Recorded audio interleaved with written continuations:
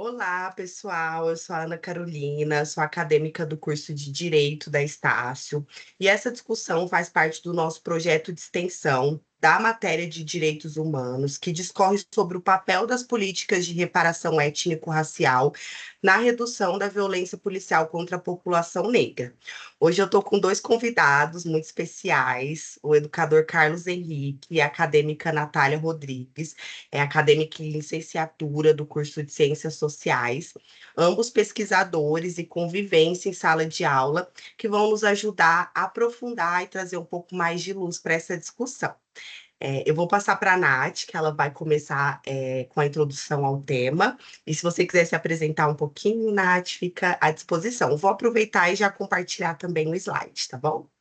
Perfeito. Boa tarde, Ana. Boa tarde, Carlos. Boa tarde, pessoal. Como foi apresentada, meu nome é Natália, né? Eu sou graduanda do curso de licenciatura em Ciências Sociais na UFSC, né, na Universidade Federal de Santa Catarina. Esse é um assunto que me interessa bastante. Fiquei muito contente com o convite da Ana para estar podendo compartilhar isso com vocês. Já faz uns anos que eu pesquiso sobre políticas públicas, né, e políticas de participação. Então, acredito que vai ser uma discussão bem importante aí para nós hoje. Bom, eu me chamo Carlos, eu sou pedagogo e pós-graduado em gerenciamento de projetos. Fico muito feliz pelo convite, Ana, você que fez parte do meu momento acadêmico. Fico bem feliz em poder participar também dessa fase, né? Eu acho que é muito importante para a gente trazer esses debates, principalmente quando a gente está olhando para a educação. E vou começar a falar um pouquinho sobre educação, vou contar como escuta a parte da Nath, agora que vai fazer a introdução, e aí depois eu entro para falar um pouco sobre qual é o papel da educação à frente dessas políticas públicas que a gente tem enfrentado algumas barreiras desde a história da educação como um todo. Perfeito, gente. Eu vou começar, né, dando mais uma contextualização, né, ali na questão do direito à segurança pública, quem tem direito, né, à segurança pública. Então, acho que a gente pode aí começar com uma questão norteadora, que acredito guiar toda a construção de direitos sociais, políticos e sociais no Brasil, que é um país marcado, né, pela exploração colonialista, né, historicamente é construído pela intersecção de raça, de classe, e que carrega ainda em uma estrutura de desigualdade racial, de classe e de gênero muito forte, que acaba por permear, né, as instituições e todas as ações que vão advir dela, a exemplo da segurança pública. Então, a pergunta seria, né, quem tem direito à segurança pública? Então, falando de um país estruturalmente e institucionalmente desigual, a gente pode refletir que não são todos que têm seus direitos individuais respeitados, né? Como o direito à liberdade, à moradia, à alimentação, à segurança, o direito à vida, né? Que são direitos ali inalienáveis, mas que boa parte da população é destituída de ter, né? Na prática, na teoria, é institucionalmente obrigatório, é constitucionalmente obrigatório, é inalienável, né, no sentido de não pode ser negado, não pode ser tirado, mas na prática não é isso que ocorre, né? Então, visto que acesso aos direitos universais também são impactados pela raça e pela classe da população, assim como a organização política e econômica, né, ali do nosso país, que é estruturalmente e institucionalmente racista ali, como já foi elucidado, né? Então, para um debate sobre a segurança pública, medidas de garantias ao direito à segurança da população negra, que é a população mais impactada, né, por esses problemas de desigualdade, e o enfrentamento também à violência policial, a genocídio por parte do Estado, então, pelo encarceramento em massa também, né, são todas características que advêm dessa falta de segurança pública para essa parte da população. Então, a gente tem que reconhecer o racismo como algo sistêmico, né?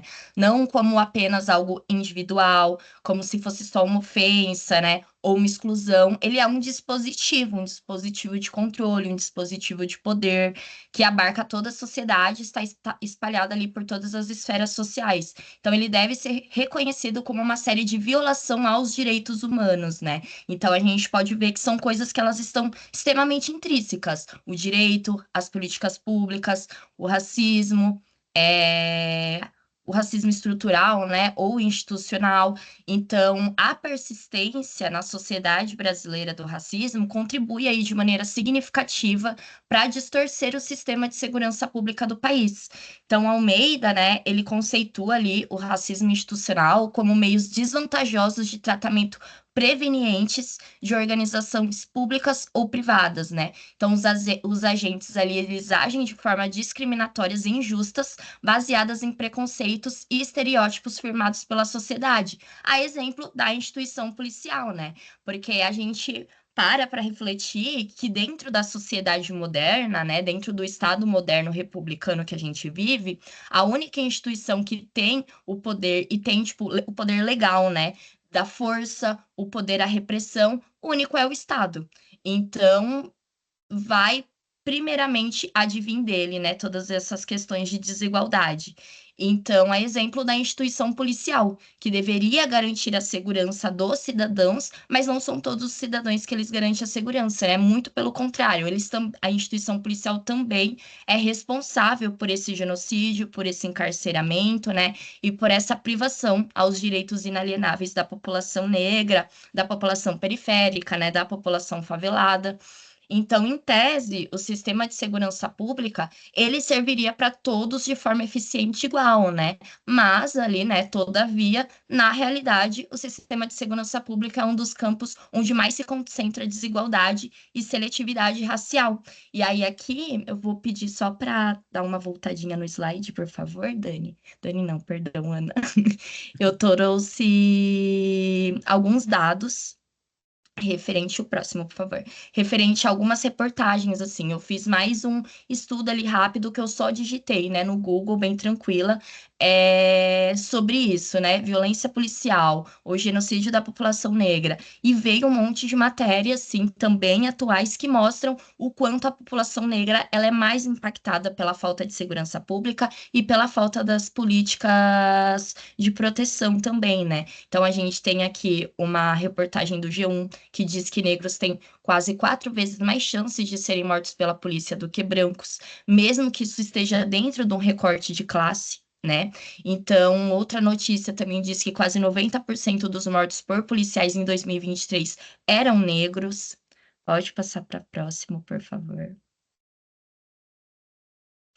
Esses aqui foram 2 gráficos, né, que foram apresentados ali no Fórum Brasileiro de Segurança Pública, né, que tá com as fontes ali embaixo, né, caso vocês sintam necessidade, né, tenham curiosidade de ver depois, é um relatório bem legal, mas que ele traz que além das mortes, né, pelo Estado, pela polícia, a população negra é quem sofre mais as mortes violentas, né? Então, as mortes com mais requintes de crueldade, de violência, elas também são direcionadas à população negra, né? Então, aqui é uma pesquisa de 2022 que traz que 76,9% das vítimas de mortes violentas, né, intencionais são a população negra, 83% de mortes decorrentes da intervenção policial também são a população negra, e 67,3% dos policiais assassinados também são negros. Então, é importante a gente pensar como isso ultrapassa, né, interpassa, não só para nós que estamos de fora dessa força do Estado,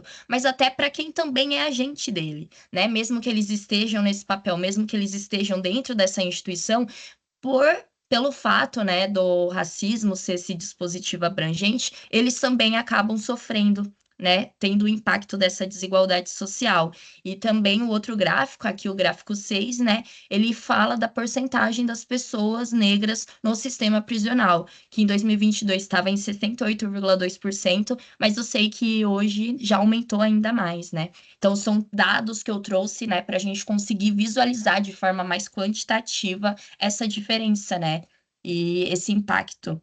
Então, ok, temos isso, mas como combater, né, esses ataques aos direitos da população negra? Quais medidas a gente pode tomar, né, para garantir a segurança pública a essa parcela da população? Então, a gente tem que refletir ali que as atribuições do Estado no combate à discriminação racial, elas estão relacionadas à implementação de políticas públicas, porque, como eu falei, é uma estrutura, né? É uma estrutura que ela está permanente desde antes do Estado moderno ser constituído. Então, que medidas, né, a gente pode fazer? Então, sempre vão ser medidas governamentais, que é de quem detém, tipo, um poder maior, né, mais legítimo. Então, as políticas públicas, as ações afirmativas, as legislações que visam garantir a igualdade de oportunidades e direito para todos os cidadãos, independentes aí da sua cor, da sua etnia, da sua classe de origem. Então, o Estado, ele tem a obrigação de providenciar serviços públicos que garantem a execução e disposição do direito ao transporte, ao lar, à moradia, ao sustento, né, ao trabalho, à infância. Então, trazendo ali uma citação, né, de Brandão e Pacheco, elas dizem que as instituições elas poderiam ainda aplicar a Lei 10.639 de 2003 dentro das instituições policiais, né, que obriga as instituições a ensinar sobre a história e cultura afro-brasileira, que é uma lei que o Carlos vai falar, né, mais profundamente ali, mas que também é uma medida que foi feito, né, para o nosso sistema educacional, mas que também pode ultrapassar ele e ser aplicada em outras instituições, né? Para esses policiais desenvolverem um pensamento crítico e entenderem que os alvos deles também são baseados nos estereótipos racistas que também são passados a eles, né?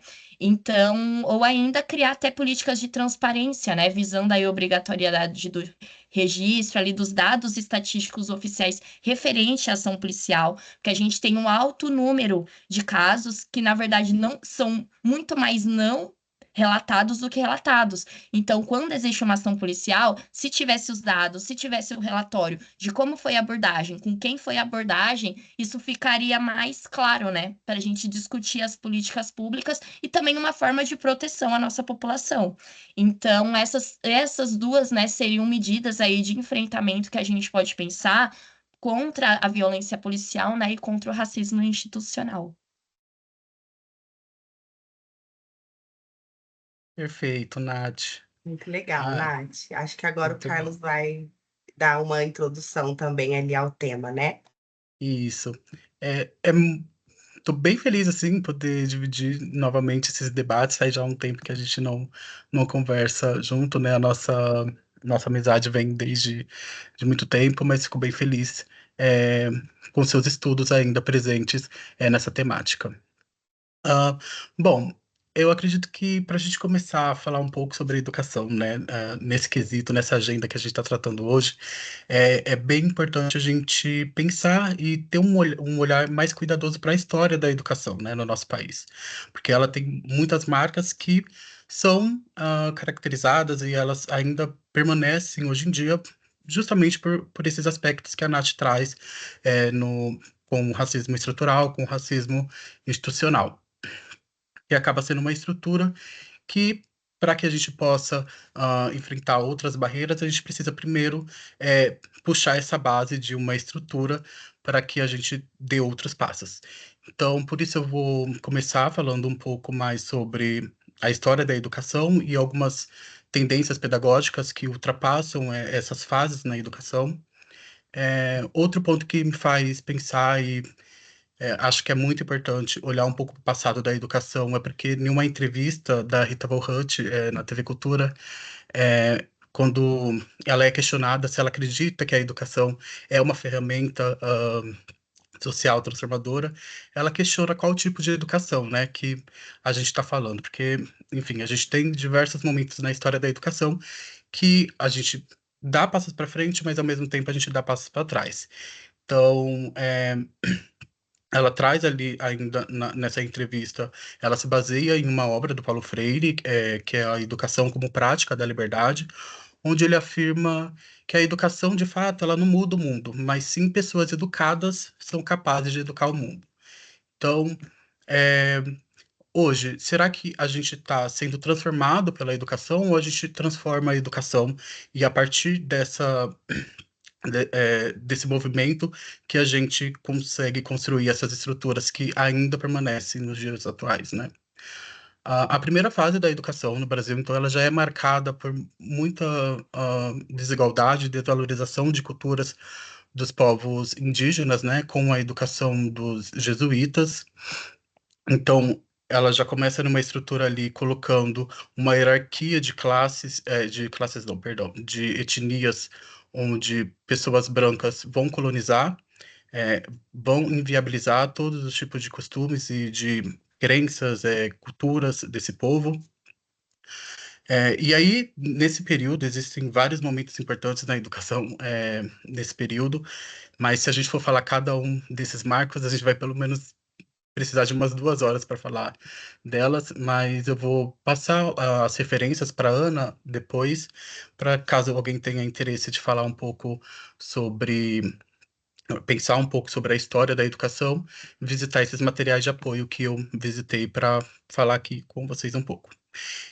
Outro marco importante na educação foi o movimento da Escola Nova, né, a Escola Novista, que é um movimento que vai completamente diferente, é uma direção oposta do que a gente enfrenta nos dias atuais, que é da escola sem partido.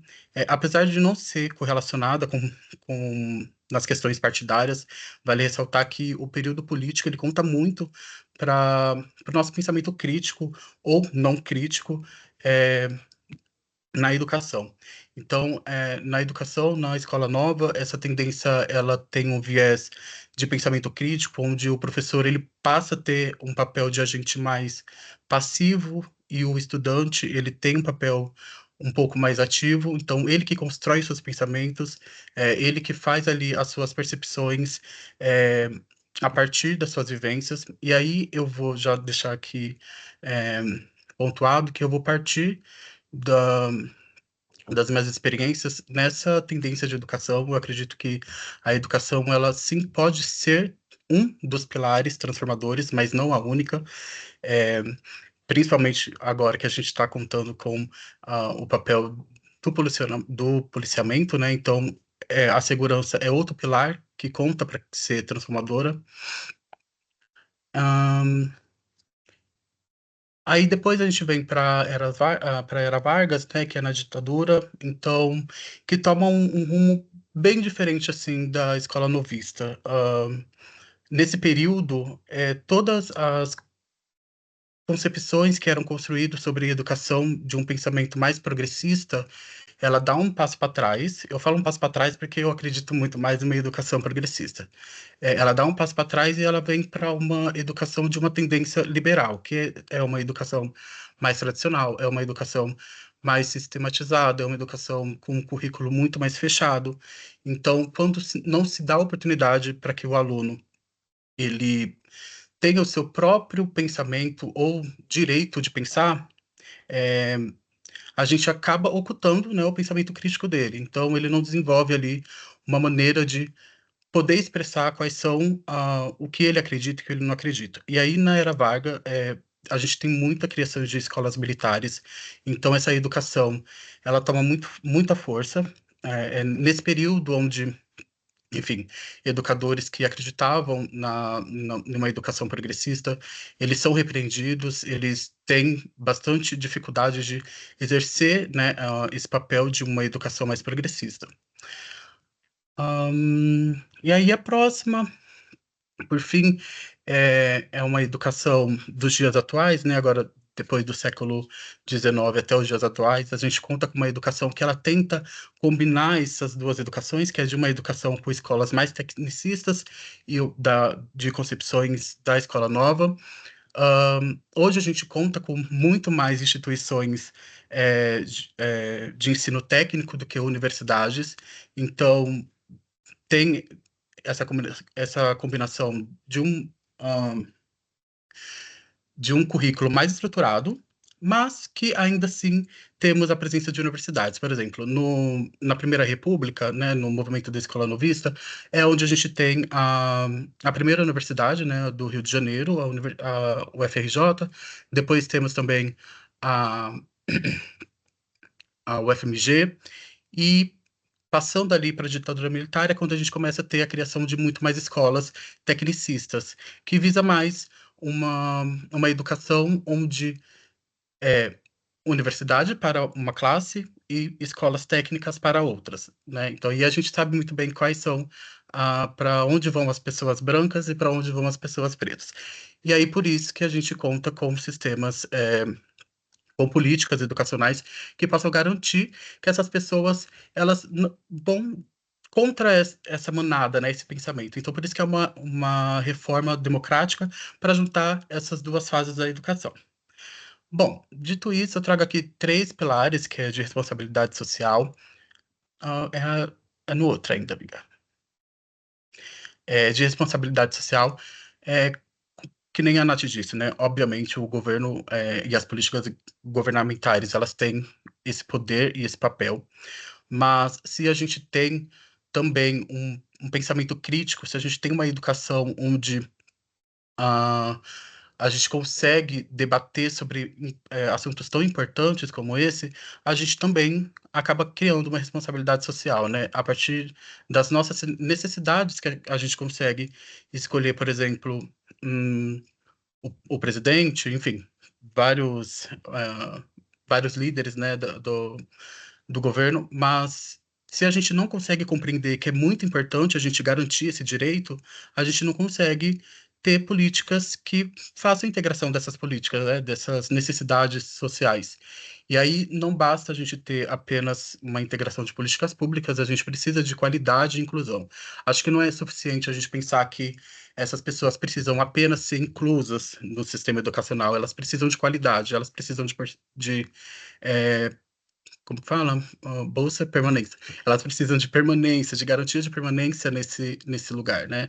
Então, além de inclusão, a gente está garantindo uma educação de qualidade para a população negra, a gente está garantindo que elas têm o direito de permanecer, de voltar para casa, talvez. Às vezes a gente não é possível voltar. Eu vou trazer uma matéria depois no último para a gente refletir, que é justamente sobre esse direito de permanência e de segurança das crianças, né? Pode passar, amiga. Hum, Bom, então a gente fala, a Nath falou sobre a garantia da educação, de direito, né? Que sim, ele está pautado na teoria muito bem estabelecido, mas que a gente não consegue ver isso através de dados e de pesquisas sociais, né? A Nath ela comenta sobre o monitoramento, né?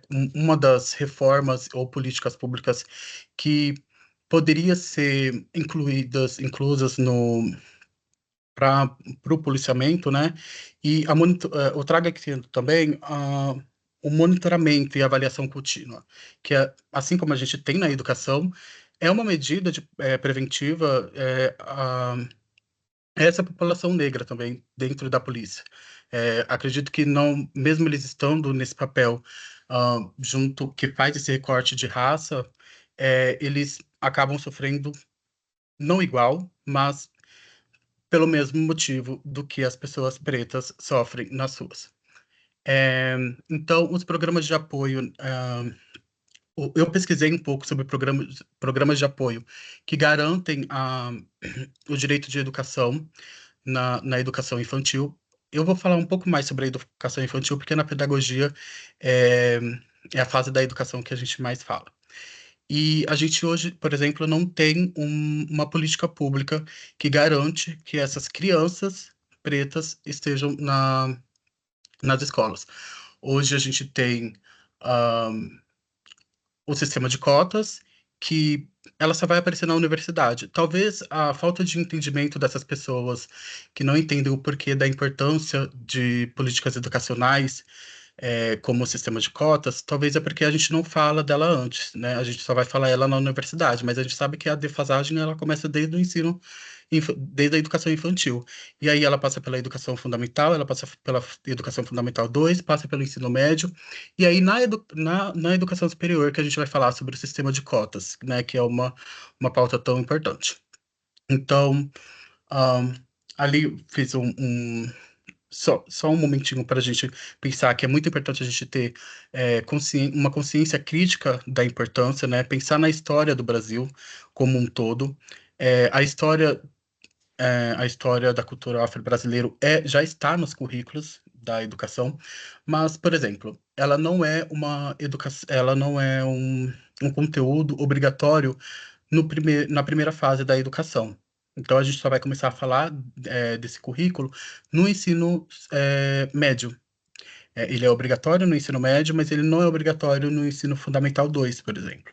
Então, apesar de ser um assunto muito importante, ele só vai aparecer na universidade, na educação superior. Pronto, amiga, pode passar. Bom, e aí o último seria mais uma agenda, assim, uma temática para a gente refletir sobre o Djalma de Azevedo Clemente, que era uma criança de 10 anos que foi atingida por uma bala na parte extrema de um conjunto habitacional do Minha Casa Minha Vida, enquanto estava a caminho da escola. Bom, ele estava exercendo o seu direito de ir para a escola, mas ele não teve a sua garantia de volta, ou de ida e nem de volta, com o policiamento, né? Ele teve ele, a sua vida ela foi pausada porque ele estava em um lugar que era marcada por uma violência e ele era uma criança negra.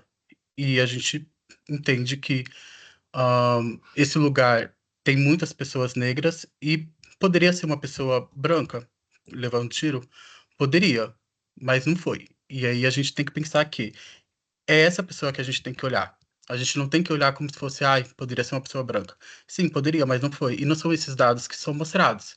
Os dados eles mostram que são pessoas pretas. Então a gente não pode pensar só, tipo, ai, foram pessoas, poderiam ser pessoas brancas. Poderia, mas não foi. Bom, e aí tem uma frase de uma testemunha que fala: as crianças não podem nem ir para a escola estudar. Ai, perdão, gente. As crianças não podem nem ir para a escola estudar, podem nem ter paz. Então, pensando em outras situações também, dentro das escolas, elas estão é, tendo a garantia da segurança? Porque muitas crianças elas vão para as escolas para se sentir seguras, mas dentro dessas escolas, elas têm a segurança adequada? Então é uma das reflexões que eu acho que a gente precisa pensar, né? Quais são as políticas públicas que garantem também, não além da inclusão de crianças, mas a garantia delas estarem seguras nesses espaços escolares. Então, aí eu trago aqui que é um impacto social, né? Porque as pessoas elas ficam impactadas com uma notícia de que a criança ela estava indo para a escola e mesmo assim ela foi atingida, né, por uma bala, porque tem muitas falas que, se estivesse na escola estaria segura, mas ela estava indo para a escola. Ah, a gente tem a questão do racismo e da vulnerabilidade e, obviamente, que isso daí vai correr para uma urgência de reformas nas políticas que garantem a segurança dessas populações. Bom, É eu isso. queria fazer um comentário, né, que mediante a fala ali do Carlos, eu até dei uma anotada, quando você trouxe esse dado, né, quando você trouxe essa matéria de que as crianças, elas também são vítimas, né, da falta de segurança pública para nossa população. E essa semana, né, teve o caso ali da Ágata, que tinha 10 anos. Ah, Eu não me recordo qual foi o ano agora. Deixa eu fazer uma pesquisa rapidinho para poder falar para vocês com mais legitimidade, né? sim, é porque Mas foi em 2019. A Agatha, ela tinha 9 anos, né? Durante uma incursão policial na comunidade que ela vivia, né? Da fazendinha ali no Complexo do Alemão, que ela foi baleada também. E sempre traz como essa questão da bala perdida, né? Da acidental. Mas nunca são as crianças brancas que sofrem mortes acidentais, né? Sempre são as pessoas pretas. Então a gente tem que pensar também ali no conceito de necropolítica e do Estado como um dispositivo, uma ferramenta que já visa excluir e eliminar esse contingente populacional, né? E que não vai abarcar só os adultos, também vão abarcar crianças. E também vão tirar elas dessa posição do direito, né, em que elas não têm nem mesmo direito à infância, não têm nem mesmo o direito à educação. Então, como é um caso que voltou porque saiu o julgamento e o policial que a assassinou foi absolvido, né? Então, a gente não tem políticas de enfrentamento a isso ainda, de forma que isso seja evitado, e nós também não temos uma lei que vai condenar, que vai responsabilizar os realizadores, né, desses crimes, dessas desumanizações. Então, achei legal trazer, né, porque super se encaixa com a matéria que você trouxe e com o debate que a gente teve. Uhum. Sim, é bem. Esse daí é um pouquinho mais recente, né, do que do caso do Djamar. Sim, eu acabei vendo na televisão. Mas essa questão do racismo e da vulnerabilidade, né, a gente acaba tendo com as crianças, porque muitas até não entendem, né, sobre a questão de pode realmente ter sido uma bala perdida ou não, justamente por conta dessa inocência, da vulnerabilidade, do entendimento sobre essas questões raciais. É, mas achei ótimo. Muito obrigado, Nath. Muito legal, gente. Eu fiquei muito feliz com a participação de vocês, de verdade. A gente já teve vários momentos, né, como esses, que a gente discutiu vários temas. Então, o convite foi justamente para trazer vocês, né, trazer um pouco da experiência, da vivência, né, e do conhecimento também científico que vocês têm com relação a esses temas. E eu agradeço muito a participação. Acho que vai ser super importante, né? E espero que isso traga uma motivação, né, e um olhar um pouco mais cuidadoso também para que os colegas se interessem, né, e mergulhem um pouco mais nessas temáticas. Muito obrigada, amigos, e continuo contando com vocês, tá bom? É isso. Eu que agradeço, Ana. Muito obrigado por compartilhar mais um pouco sobre essa temática. Que nem você falou, a gente conversava muito sobre isso e falar de uma forma agora mais acadêmica, né, dentro desse âmbito educacional, para mim é muito importante. A última vez eu acho que eu falei sobre educação foi no meu TCC. Hoje eu não trabalho mais com educação, mas eu fico muito feliz e muito honrado em estar participando desse debate, tá?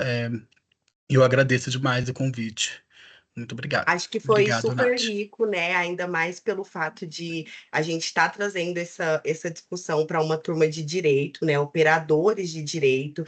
Muitas das pessoas que estão cursando hoje esse curso, né? Pretendem seguir carreiras militares, enfim, políticas. Então, acho que são pessoas que de fato precisam realmente olhar para esse tipo de temática. Acho que é o caminho, né, um dos caminhos que a gente precisa percorrer para elucidar realmente todos esses pontos, tá bom? Então, muito obrigada. Eu que Perfeito, agradeço, Ana. gente. Obrigada também. Quero agradecer novamente o convite. Pontuar, né, a importância desses conhecimentos que são construídos coletivamente, né, trazendo até o referencial ali da educação para contemplar o Carlos, né, o Vygotsky, que ele traz que o conhecimento ele é construído de forma coletiva. Eu acredito muito nisso, né? E o que a Ana trouxe ali pontuou que os colegas, né, que vão ser as pessoas que vão estar na responsabilidade e no poder de realizar esses combates, né, esses enfrentamentos, é necessário que seja feito. Então, quero agradecer novamente o espaço, todo o conhecimento compartilhado e espero que essa luta ela também seja coletiva, né, e não fique só sob a responsabilidade de poucos. Que aí eu acredito que assim a gente vai conseguir que a sociedade se desenvolva de forma realmente igualitária e justa. É isso, amigos. Muito obrigada. Até mais. Até, gente. Tá, Boa tarde.